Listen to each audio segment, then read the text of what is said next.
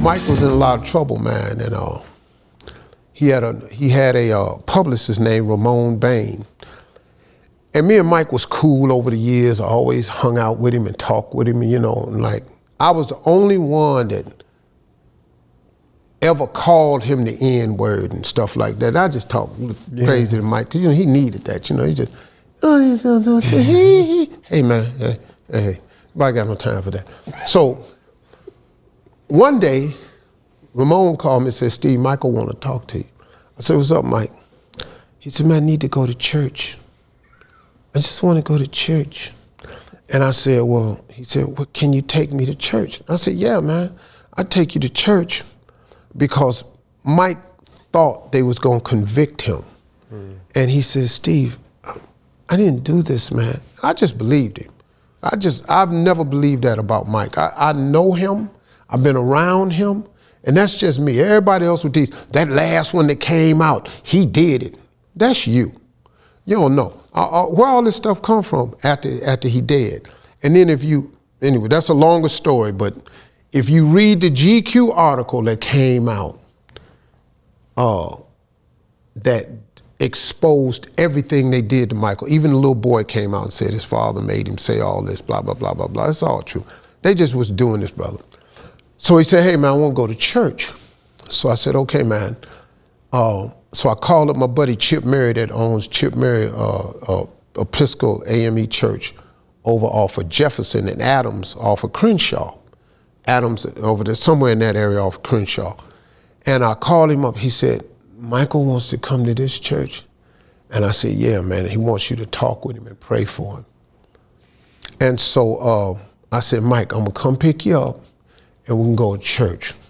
So Mike had took the entire floor of the Beverly Wilshire Hotel and gutted it and just turned it into his own place.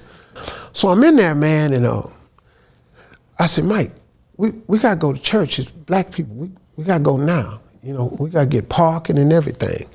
I said, Mike, did you tell anybody you was going to church? Oh no, I wanted it to be a secret. I said, okay, cool.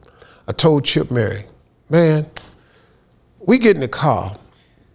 No, first Mike goes to get dressed, and he comes out dressed, and I went, Mike, what you got on? So where you going, man? What is this you wearing? What's the matter? This is my suit. I said, what you dressed like Captain Crunch for? Where's you going with all these bars on your shoulders? That's no military. We're going to church, man. You got one stripe on one leg. I said, where your suit at, man?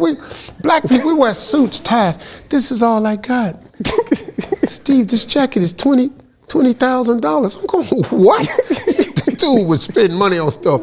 So I'm laughing at him. So we go get in the car.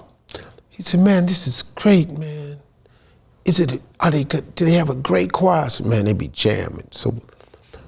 So we get down off the 10 and we turn on Crenshaw, and it's cars from the 10 all the way down Crenshaw, all up Jefferson Avenue.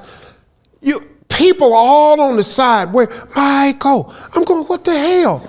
I said, Mike, I thought I told you, ain't tell nobody. I never opened my mouth. Well, the preacher told somebody Michael was coming, and the word got out. Let me tell you something, man.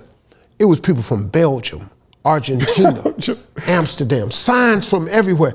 People from all over the world flew in to see this guy go to church.